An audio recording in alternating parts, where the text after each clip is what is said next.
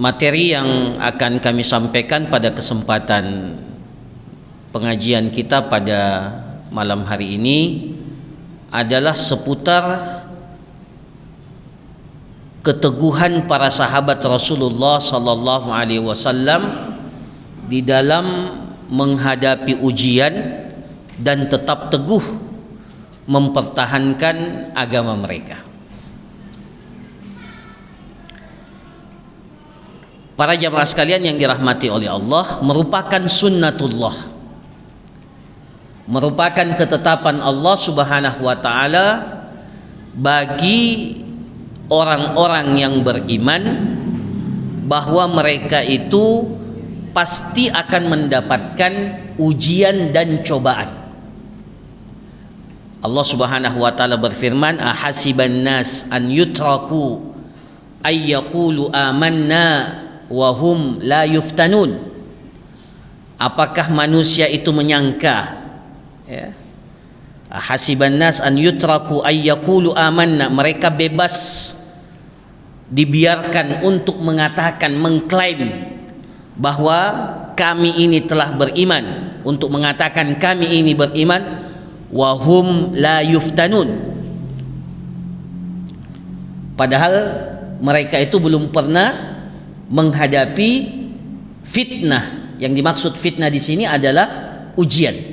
Ya, kata-kata fitnah di dalam bahasa Arab itu tidak sama dengan fitnah dalam bahasa Indonesia. Ya. Fitnah di dalam bahasa Arab itu artinya ujian, cobaan. Ya. Jadi salah satu indikasi keimanan kita kepada Allah, salah satu tanda keimanan kita kepada Allah adalah bahwa keimanan kita itu perlu diuji. Ya. Yang dengannya seseorang itu mendapatkan predikat gelar keimanan dan menjadi sunnatullah. Jadi sunnatullah yang pertama, keimanan kita itu perlu diuji. Jadi konsekuensi keimanan itu adalah ujian. Jadi tidak mungkin seseorang itu betul-betul dikatakan beriman kecuali mereka itu pasti akan mendapatkan ujian. Allah sendiri yang mengatakan itu. Ahasiban nas an yutraku ay yaqulu amanna wa hum la yuftanun wa laqad fatanna alladhina min qablihim. Sungguh kami telah uji, kata Allah, orang-orang sebelum mereka, para nabi dan rasul. Kita lihat dalam kehidupan mereka tidak lepas dari ujian. Coba kita baca sirah kehidupan para nabi dan rasul yang terdapat di dalam Al-Quran. Tidak satu pun di antara mereka yang lepas daripada yang namanya ujian dan cobaan. Sebutkan saja nabi dan rasul yang diutus oleh Allah Subhanahu wa taala, pasti ada ujiannya, pasti ada cobaannya. Ya. Itu sunnatullah yang telah Allah Subhanahu wa taala tetapkan dari sejak dahulu sampai hingga detik ini. Itu yang kedua. Itu yang pertama. Yang kedua, para jamaah sekalian yang dirahmati oleh Allah, sunnatullah mengatakan bahwa semakin tinggi tingkatan keimanan seseorang, semakin tinggi kualitas keimanan seseorang, maka semakin tinggi pula lah ujian dan cobaannya. Ya. Jadi salah satu fungsi, salah satu tujuan Allah Subhanahu wa taala memberikan ujian kepada orang-orang yang beriman itu untuk melakukan klasifikasi. Apa itu klasifikasi? Pemetaan. Jadi sengaja Allah Subhanahu wa taala berikan kepada hamba-hambanya yang beriman ujian agar Allah Subhanahu wa taala tahu ini kualitas keimanannya tingkat berapa. maka Allahu liyadaral mu'minina ala ma antum alaihi hatta yamizal khabitha minat thayyib. Allah tidak akan meninggalkan kalian, maka Allah liyadaral mu'minin, Allah tidak akan pernah meninggalkan orang-orang beriman, ya, maka Allah liyadaral mu'minin ala ma antum alaihi, sesuai dengan keadaan mereka. Jadi tidak ada keimanan itu datar, ya. Jadi tidak dibiarkan. Ayat ini diturunkan oleh Allah kepada Rasulullah sallallahu alaihi wasallam bahwa orang-orang yang beriman kepada Rasulullah itu tidak akan dibiarkan oleh Allah sesuai dengan kondisi mereka. Hatta yamizal khabitha minat thayyib, sampai Allah Subhanahu wa taala memilah dan memilih siapa yang jelek dan siapa yang berkualitas baik. Ya. Siapa yang jelek dan siapa al-khabith. Ya. Jadi ini sunnatullah bahwa tingkatan keimanan itu sejajar sama dengan tingkatan ujian yang dihadapi oleh seseorang. Kalau keimanan kita lemah, kondisi keimanan kita lemah, maka ujiannya juga tidak berat.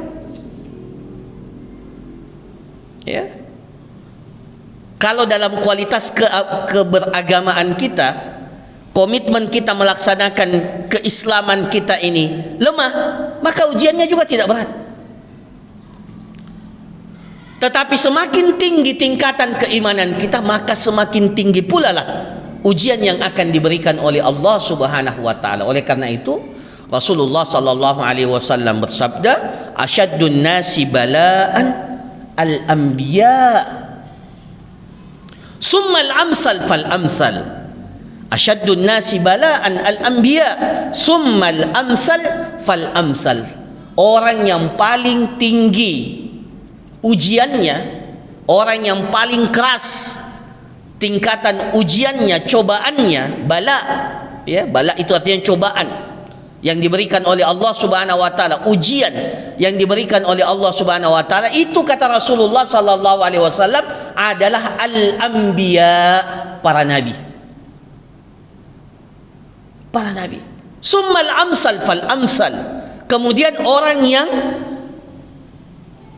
mirip dengan nabi, kemudian orang yang mirip dengan nabi. Maksudnya apa?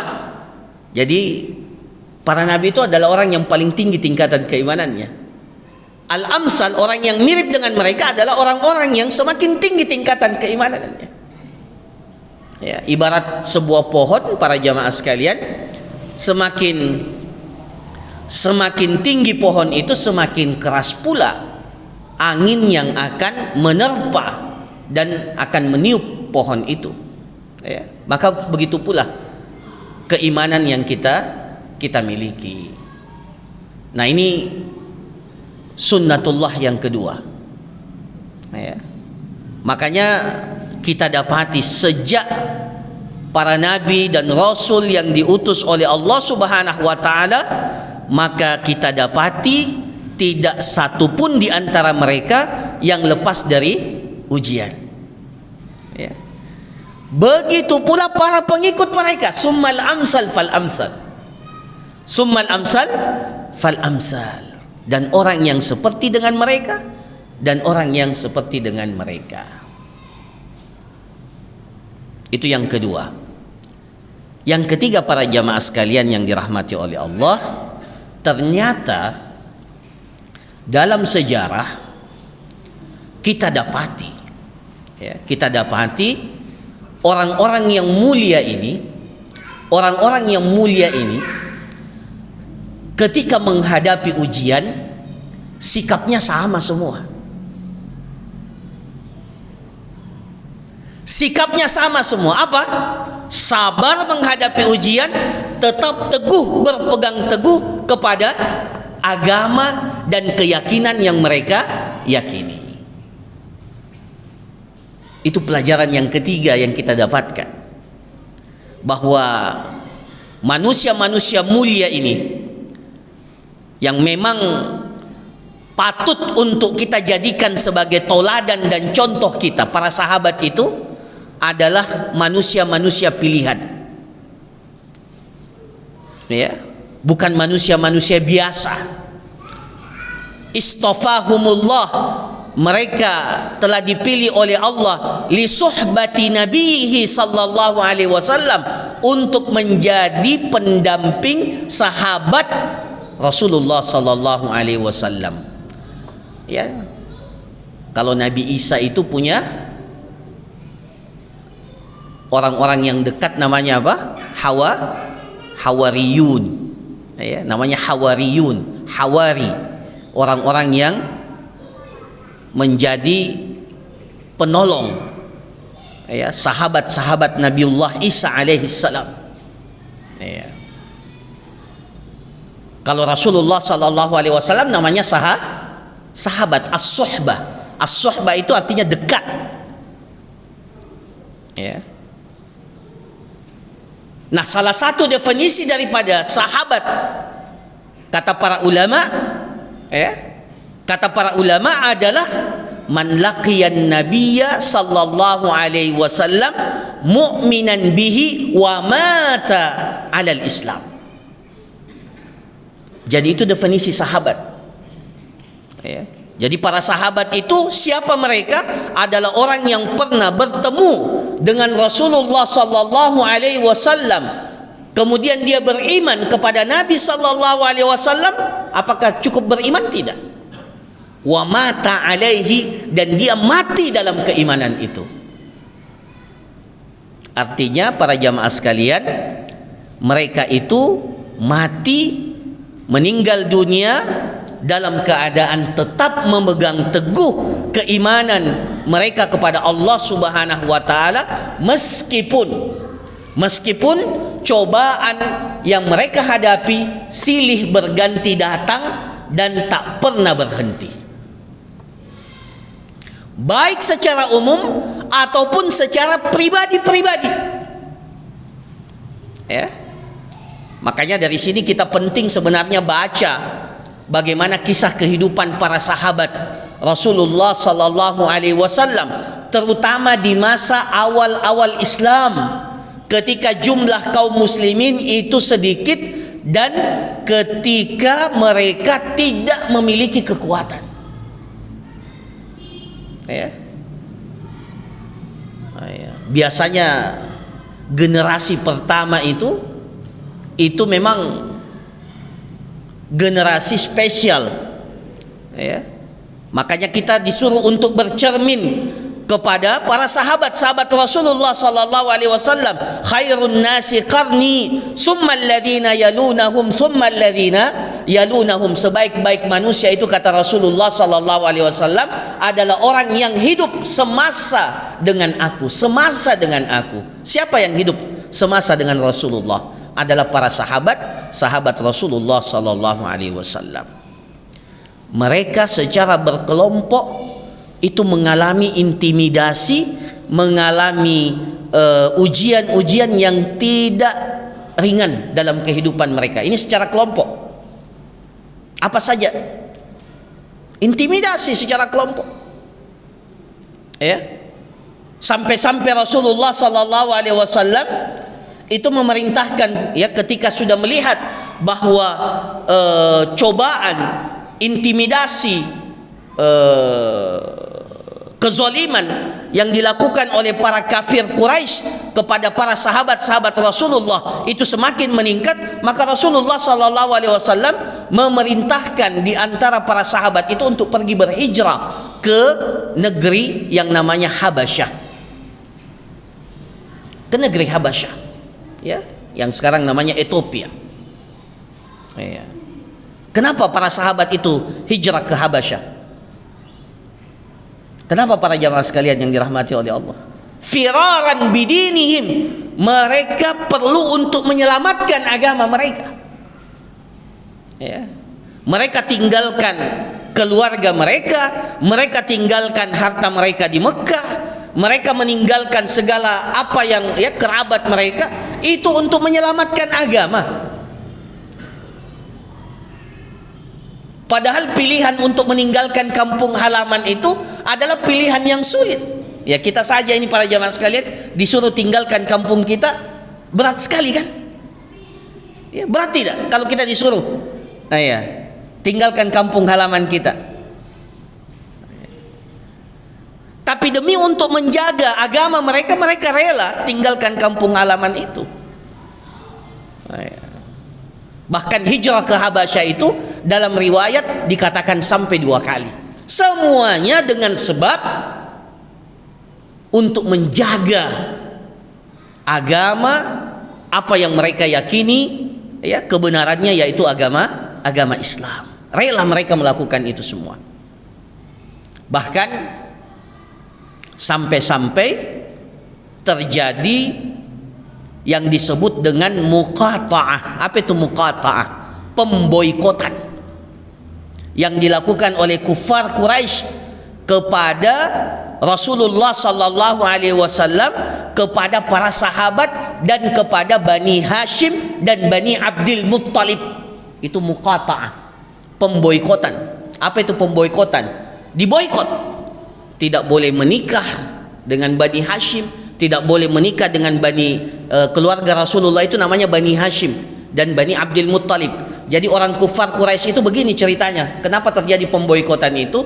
Jadi orang kufar Quraisy itu meminta kepada Bani Hashim dan Bani Abdul Muttalib yang merupakan kerabat Rasulullah yang paling dekat, ya.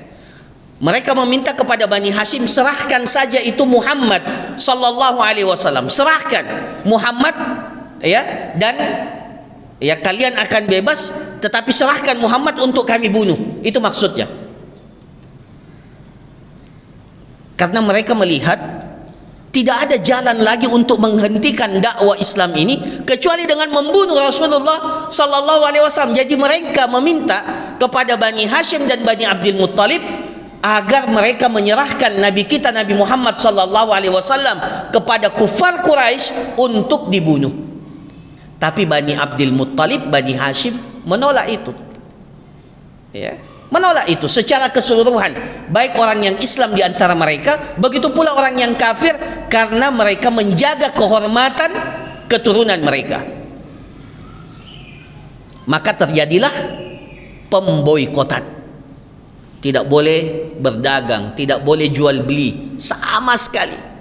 Dan itu berjalan selama berapa tahun? 3 tahun para jamaah sekalian. 3 tahun diboikot. Sampai-sampai dalam riwayat, dalam kitab-kitab sirah dikatakan, sebagian sahabat karena tidak lagi mendapatkan makanan yang bisa dimakan, yang dimakan itu daun-daun kering. Daun-daun kering. Nah, ya. Daun-daun kering, tidak ada lagi yang bisa dimakan karena diboikot. Dari sisi ekonomi yang sekarang namanya embargo, betul-betul diboikot, tidak boleh sama sekali. Ya, bahkan Abu Jahal itu sampai mengatakan kepada pedagang yang datang ke Mekah, ya, jangan kalian sampai menjual barang-barang dagangan kalian itu kepada Bani Hashim dan Bani Abdul Muttalib. Kalau kalian mau jual, lebih baik jual kepada saya rela untuk beli barang-barang kalian dengan harga yang lebih tinggi daripada kalian jual barang ini kepada Bani Hashim dan Bani Abdul Muttalib. Bayangkan, ya, dan pedagang pasti kalau disuruh mau dibeli barangnya dengan harga tinggi pasti senang, ya, daripada dijual, ya. Jadi seperti itu. Sampai-sampai Rasulullah sallallahu alaihi wasallam, para sahabat itu tidak mendapatkan, punya uang tapi tidak ada barang yang bisa dibeli. Ya, makanya dalam riwayat salah satu sebab kekayaan Khadijah radhiyallahu anha itu habis pada masa pemboikotan itu. Ya, karena barang harganya, ya, mereka bisa beli barang tapi harganya selangit, harganya tinggi. Akibat pemboikotan yang dilakukan oleh kufar Quraisy kepada Rasulullah sallallahu alaihi wasallam beserta para sahabat. Itu 3 tahun. 3 tahun, bukan waktu yang singkat. Ya, kita kalau diboikot 1 hari 2 hari ya tidak ada masalah, tapi ini 3 tahun. Ya, sampai-sampai saya pernah membaca riwayat seorang sahabat itu saking laparnya malam hari karena tidak dapat makanan, ya, tidak dapat makanan, malam hari dia keluar, tiba-tiba kakinya itu tersentuh sesuatu yang basah, ya, jadi kakinya itu menginjak sesuatu yang basah, karena saking laparnya dia, oh ini basah, jadi dia ambil yang basah itu dan dia langsung telan, dan dia katakan, saya tidak tahu sampai sekarang apa yang saya telan itu. Saking laparnya mereka, ya. Sa'ad bin Abi Waqqas saja menceritakan bagaimana kesulitan mereka. Sa'ad bin Abi Waqqas pernah mendapatkan sedikit dari kulit unta, sedikit dari kulit unta itu yang dimakan 3 hari. Kulit unta dimakan 3 hari. Para jamaah sekalian, nah ini secara umum, ya, secara umum bagaimana kondisi para sahabat-sahabat Rasulullah Sallallahu Alaihi Wasallam menghadapi cobaan. Apakah dalam proses itu ada yang bergeming, ada yang mundur, atau bahkan ada yang keluar dari agama mereka? Tidak. Justru itu yang menjadikan mereka tambah kuat, karena mereka sudah tahu inilah konsekuensi keimanan. Semakin tinggi tingkatan keimanan kita, semakin berat pula lah ujian yang akan dihadapi oleh orang yang beriman itu. Nah, para jamaah sekalian yang dirahmati oleh Allah, saya bacakan secara singkat beberapa ujian yang dihadapi oleh sebagian para sahabat secara person-person. Ini diriwayatkan dalam beberapa kitab hadis. Utsman bin Affan, Utsman bin Affan, padahal kita tahu siapa itu Utsman bin Affan, ya. Di sini dikatakan, lamma aslama Utsman ibn Affan akhadahu ammuhu al-Hakam bin Abil As bin Umayyah fa'awsaqahu ribatan. Ketika diketahui Utsman bin Affan itu masuk ke dalam Islam, maka pamannya yang bernama Abul As, Al-Hakam bin Abil As bin Umayyah itu fa'awsaqahu ribatan. Utsman bin Affan itu diikat dengan tali, diikat, para jamaah sekalian. Kemudian diancam, atarghabu an millati abaika ila dinin muhdas, mana yang kamu pilih, agama nenek moyangmu atau agama yang datang baru-baru ini? Ya. Nah, apa kata Utsman? Pamannya, ya, belum kata Utsman, pamannya masih mengatakan, wallahi la uhilluka abadan hatta tada'a ma anta alaihi min hadzal din. Saya tidak akan melepaskan ikatan ini sampai engkau meninggalkan agama ini. Saya tidak akan lepaskan ikatan ini, kata pamannya. Saya tidak akan lepaskan ikatan tersebut sampai engkau meninggalkan agama tersebut. Maka apa kata Utsman? Wallahi, demi Allah, la ada'ahu abadan wala ufarikuhu. Saya tidak akan sedikit pun meninggalkan agama ini, dan saya tidak akan melepaskan agama ini. Akhirnya pamannya sendiri yang bosan karena melihat keteguhan Utsman bin Affan, akhirnya dilepaskan. Jadi Utsman bin Affan saja yang kita tahu, ya, sahabat yang memiliki kedudukan yang tinggi itu dapat ujian, dapat cobaan seperti itu ketika masuk ke dalam Islam. Zubair ibn Awwam, ya, Zubair bin Awwam, salah satu ahad al-mubasysyirin bil jannah, salah satu di antara sahabat yang dijamin oleh Rasulullah sallallahu alaihi wasallam masuk ke dalam surga. Dalam riwayat At-Tabrani, qala aslama al-Zubair wa huwa ibnu 8 sinin. Keluarga Zubair ibn Awwam itu masuk ke dalam Islam, sementara beliau Zubair bin Awwam itu berumur 8 tahun. Wa hajara wa huwa ibnu 18, dan beliau berhijrah ketika berumur 18 tahun. Wa kana ammuhu yu'allikuhu fi hasirin wa yudakhan alaihi bin nar wa yaqulu irji' ila al-kufri fayaqulu Zubair la akfur abada. Jadi sama dengan Utsman, pamannya juga, ya, yu'allikuhu fi hasir, ya, Jadi diikat dengan hasir. Hasir itu seperti karpet ya, yang terbuat dari anyaman apa? Ya kalau orang Arab berarti dari daun kurma, ya. Tikar. Ya, diikat dengan tikar, kemudian tikar itu dibakar. Tikar itu yudakhan alaihi binnar. Ya, jadi tikar itu dipanaskan dengan api, yang kemudian tikar itu yang dipakaikan untuk mengikat Zubair ibn Awwam. Ya. Kemudian pamannya mengatakan irji' ilal kufur. Irji' ilal kufur, kembali ya ke agama nenek moyangmu. Ya, kembali, tinggalkan agama itu. Fayaqulu Zubair, maka Zubair ibn Awwam mengatakan la akfuru abada, saya tidak mau menjadi orang kafir selamanya. Itu Zubair bin Awwam. Para jamaah sekalian yang dirahmati oleh Allah Subhanahu wa taala.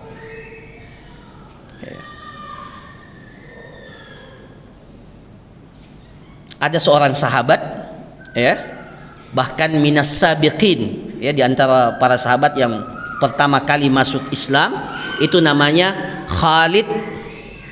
Ya, ini jarang-jarang kita dengar ya. Khalid ibn Sa'id ibn As radhiyallahu anhu. Ya.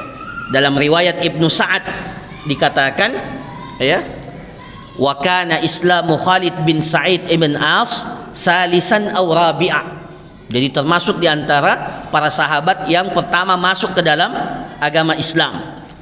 Hasil dakwah yang dilakukan oleh Rasulullah sallallahu alaihi wasallam secara rahasia, secara sembunyi-sembunyi. Jadi Rasulullah pertama kali itu menyampaikan dakwah itu secara sembunyi-sembunyi, dan termasuk di antara yang tertarik masuk ke dalam Islam adalah sahabat Khalid ibn Sa'id ibn As radhiyallahu anhu. Nah, ya, sahabat Khalid bin Sa'id ini, itu dalam hadis atau dalam riwayat ini dikatakan wa kana yalzamu Rasulullah sallallahu alaihi wasallam wa yusalli fi nawahi Makkah khaliya. Dia senantiasa bersama dengan Rasulullah sallallahu alaihi wasallam wa yusalli fi nahiyati Makkah khaliya. Dan kalau dia mau salat, jadi kaum muslimin itu sejak awal memang diperintahkan untuk sholat, tapi sholatnya tentunya tidak sama dengan kita yang sekarang ini melaksanakan sholat 5 kali sehari semalam. Ya, dahulu sholatnya tidak seperti apa yang kita lakukan. Jadi kalau dia mau sholat, dia sengaja cari tempat yang berada di luar kota Mekah atau di ujung kota Mekah supaya tidak dilihat oleh orang. Ini Khalid ibn Sa'id ibn As, ya. Maka hal itu diketahui oleh Aba Uhayha, ya.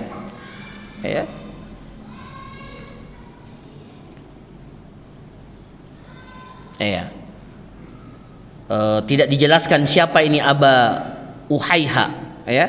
Tapi ketika mendengarkan informasi itu, dia mengancam Khalid ini, tinggalkan agamamu itu. Tinggalkan agamamu itu. Maka Khalid mengatakan, la ada'u dina Muhammadin hatta amuta alaihi. Saya tidak akan meninggalkan agama Muhammad sampai saya meninggal dunia. Ya. Summa umira bihi ilal habs. Maka Khalid ini dipenjara oleh orang itu. Dipenjara. Wa duyyiqa alaihi wa aja'ahu wa a'tashah. Ya. Di penjara, kemudian selama di penjara tidak diberi makan sama sekali, tidak diberi minum sama sekali. Hatta laqad makatha fi harri Makkah salasan ma yadhuku ma'an. Sampai-sampai pernah 3 hari 3 malam dia tidak pernah menyentuh yang namanya air. 3 hari 3 malam tidak menyentuh air, tidak diberi air. Para jamaah sekalian yang dirahmati oleh Allah, ya. Itu Khalid ibn Sa'id ibn As. Ada lagi sahabat namanya Khabbab ibn Al-Arat radhiyallahu anhu. Ini kalau baca kisahnya ini luar biasa, ya. Khabbab ibn Al-Arat itu masuk ke dalam Islam sebelum berusia 20 tahun. Jadi memang sebagian para sahabat itu masuk ke dalam Islam di usia yang sangat muda. Dan sebagian itu memang masih berada dalam kekuasaan orang tuanya dan belum bisa berpisah, artinya masih dinafkahi oleh orang tuanya. Makanya salah satu tantangannya adalah menghadapi orang tua ketika mereka masuk ke dalam Islam. Wa huwa minas sabiqin al-awwalina fil Islam. Khabbab ibn al-Arat radhiyallahu an itu termasuk di antara para sahabat yang masuk ke dalam Islam pertama kali, ya. Nah, Khabbab ibn al-Arat ini adalah seorang budak yang dimerdekakan oleh seorang wanita yang namanya Ummu Anmar. Jadi Ummu Anmar ini adalah majikan, ya, yang membebaskan siapa? Khabbab ibn al-Arat ini. Jadi Khabbab ibn al-Arat itu statusnya maula. Maula itu yang tadinya status budak kemudian dimerdekakan. Ya. Ketika Ummu Anmar ini mengetahui bahwa Khabbab ini masuk ke dalam Islam, maka dia disiksa. Adzabathu binnar, disiksa dengan api yang sangat panas.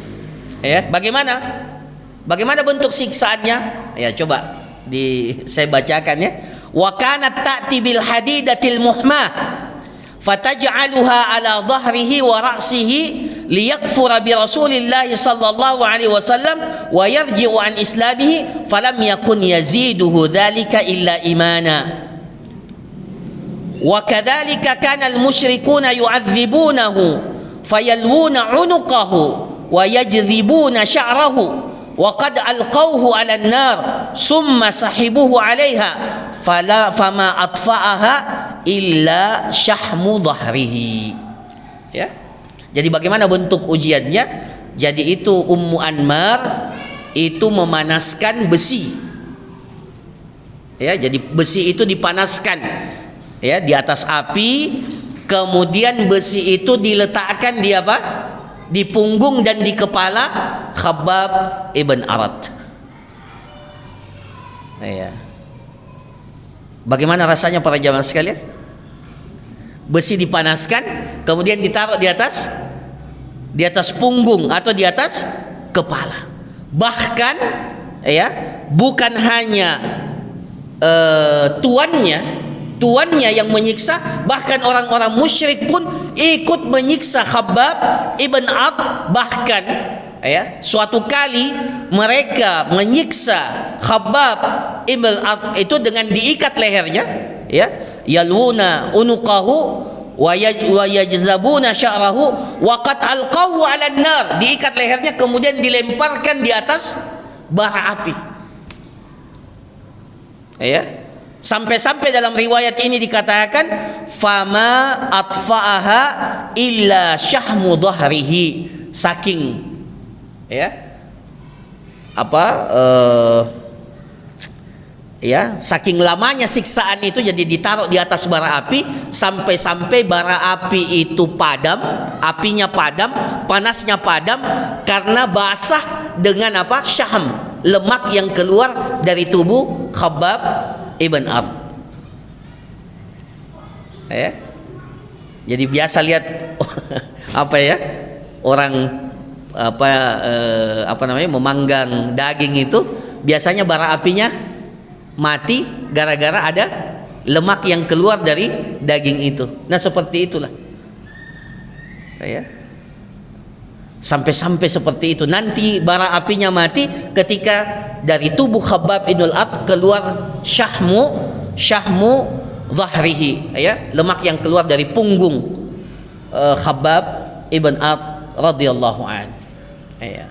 Ini kisah para jamaah sekalian dan diriwayatkan, ya, kepada kita untuk menjelaskan betapa besar dan betapa beratnya ujian yang dihadapi oleh sahabat-sahabat Rasulullah sallallahu alaihi wasallam.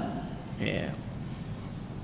Ammar ibn Yasir dan keluarganya, ya, Ammar ibn Yasir dan keluarganya itu disiksa, dilihat oleh Rasulullah sallallahu alaihi wasallam. Dalam hadis dikatakan mereka itu disiksa oleh Bani Makhzum.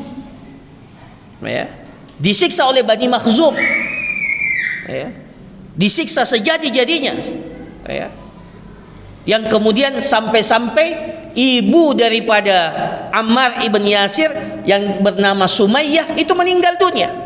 Ya, bahkan ya dalam sebagian riwayat dikatakan ya,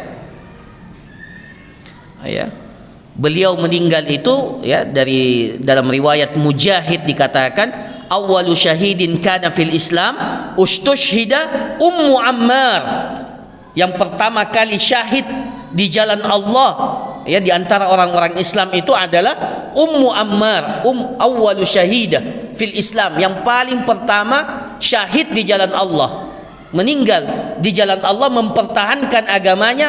Ya, kalau sahabat-sahabat yang lain itu disiksa tapi tidak sampai meninggal dunia, tapi yang paling pertama meninggal dunia karena siksaan itu adalah Ummu Ammar yang bernama Sumayyah. Ya, Sumayyah bagaimana siksaannya? Ta'anaha Abu Jahlin bihirbatin fi qubuliha.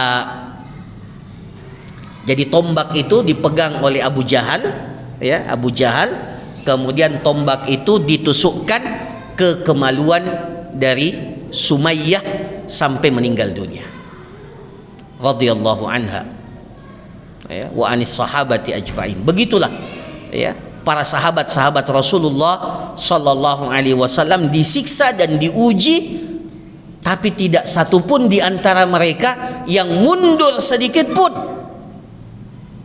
dan tidak satupun di antara mereka yang keluar dari agama yang telah mereka yakini dan mereka masuk ke dalam agama tersebut, yaitu agama yang dibawa oleh Rasulullah sallallahu alaihi wasallam. Bahkan para jamaah sekalian, ya, sebagian para sahabat itu justru yang menyiksa mereka itu adalah ibunya sendiri, ya. Padahal kita tahu kalau ibu itu ya sayang betul sama anaknya, tapi karena persoalan perbedaan keyakinan di antara sebagian ibu para sahabat itu rela ya memboikot anaknya, menyiksa anaknya supaya anaknya keluar dari Islam. Ya, itu terjadi pada sahabat siapa? Mus'ab bin Umair. Mus'ab bin Umair radhiyallahu anhu. Mus'ab bin Umair ini berasal dari dari keluarga yang sangat kaya, tetapi setelah masuk ke dalam Islam, Mus'ab bin Umair ini diusir oleh keluarganya, diusir oleh orang tuanya. Nah, dalam hadis dikatakan ya fakana yakhtalifu ila Rasulillah sallallahu alaihi wasallam sirran fa basara bihi Utsman bin Talha yusalli fa akhbara ummahu wa qaumah. Ketika sudah diketahui masuk ke dalam Islam, maka diberitahukan keislamannya itu kepada ibunya dan keluarganya, ya. Fa akhadhu, mereka menangkap Mus'ab bin Umair, keluarga Mus'ab bin Umair, wa habasu, mereka penjarakan Mus'ab bin Umair, falam yazal mahbusan hatta kharaja ila ardil Habasya fil hijratil ula. Ya. Jadi Mus'ab bin Umair itu disiksa dalam bentuk dipenjarakan oleh keluarganya, dan nanti dia lepas dari penjara itu ketika kaum muslimin pergi hijrah ke Habasyah. Dan beliau ikut hijrah pertama kali ke Habasyah, Mus'ab ibn Umair radhiyallahu anhu. Siapa yang siksa, siapa yang penjara? Keluarganya, ibunya sendiri. Ibunya sendiri. Begitu pula Sa'ad bin Abi Waqqas. Sa'ad bin Abi Waqqas itu sampai-sampai ibunya mengancam, ya. Sa'ad bin Abi Waqqas ini beda lagi ujiannya dengan ibunya. Ya, ketika ibunya mengetahui bahwa Sa'ad bin Abi Waqqas ini masuk ke dalam Islam, ibunya bersumpah tidak mau makan, tidak mau minum. Jadi ibunya yang bersumpah, mengancam, kalau kamu tidak tinggalkan agama ini, saya rela tidak makan, tidak minum, bahkan saya rela mati, ya, dengan harapan, ya, kalau kamu tidak tinggalkan maka saya tidak akan makan dan tidak akan minum. Jadi ya memang tidak disiksa tapi tersiksa secara psikologis. Ya, seorang anak mana bisa melihat ibunya tidak makan dan tidak minum. Iya. Jadi dalam riwayat ini katakan halafat Ummu Sa'ad alla tukallimuhu abadan hatta yakfura bidinihi wala ta'kul wala tashrab. Jadi dia bersumpah, ibunya bersumpah tidak akan bicara sama sekali dengan Sa'ad bin Abi Waqqas dan tidak makan dan tidak minum sampai Sa'ad bin Abi Waqqas mau meninggalkan agama Islam. Iya. Bahkan ibunya mengatakan, za'amta anna Allah wasaka biwalidaik wa anna ummaka wa ana ummuka wa ana amuraka bihadza. Ibunya tahu bahwa jadi dia bilang kepada Sa'ad bin Abi Waqqas, ya kan di dalam agamamu Allah Tuhanmu itu memerintahkan kepadamu untuk taat kepada orang tua.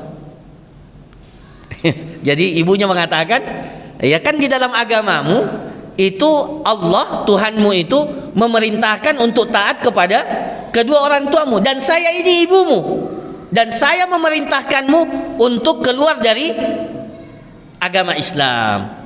Ya, maka dalam riwayat dikatakan karena dia sudah berjanji tidak mau bicara, tidak mau makan dan tidak mau minum sampai Sa'ad bin Abi Waqqas mau keluar dari agama Islam, hatta makathat salasan hatta ghusya 'alaiha minal jahdi. 3 hari 3 malam ibunya tidak makan dan tidak minum, akhirnya pingsan.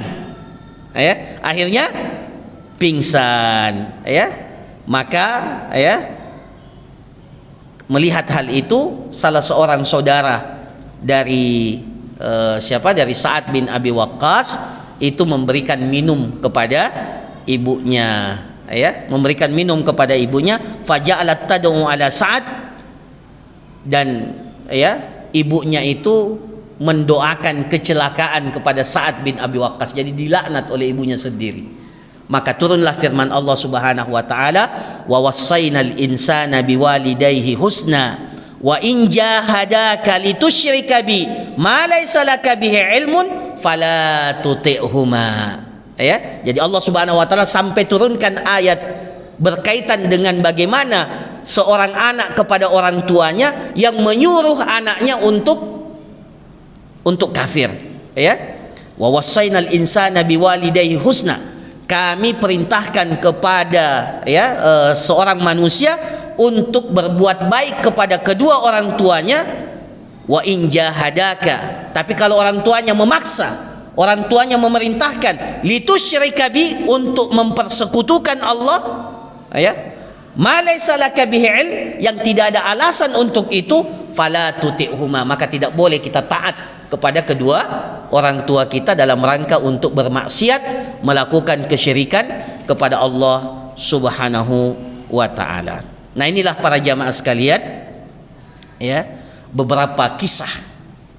Ya, kalau Bilal saya kira sudah masyhur, ya. Kalau Bilal bin Rabah itu yang sering kita dengarkan. Bilal, ya, ditaruh dijemur di panas matahari, kemudian ditaruh batu besar, ya, batu besar di atas dadanya, kemudian dipanggillah anak-anak itu untuk menyeret Bilal, tapi ahad.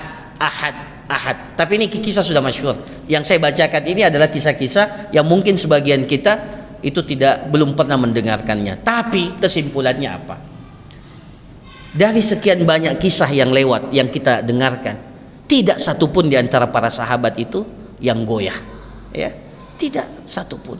Bahkan semuanya, bahkan justru, ya, itulah yang menyebabkan mereka itu semakin kuat, ya, di dalam agama ini, ya. Dan tentunya ini tidak lepas dari apa yang dilakukan oleh Rasulullah Sallallahu Alaihi Wasallam di dalam mendidik para sahabat Rasulullah Sallallahu Alaihi Wasallam. Jadi ayat-ayat yang pertama turun itu, para jamaah sekalian, sudah masuk waktu, ya.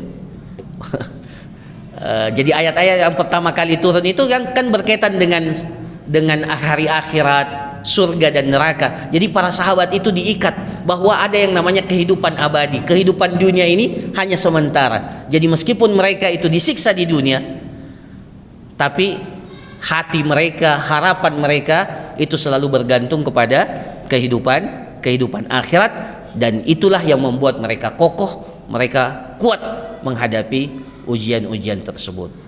Jadi kesimpulannya ada 3. Yang pertama, keimanan itu harus diuji.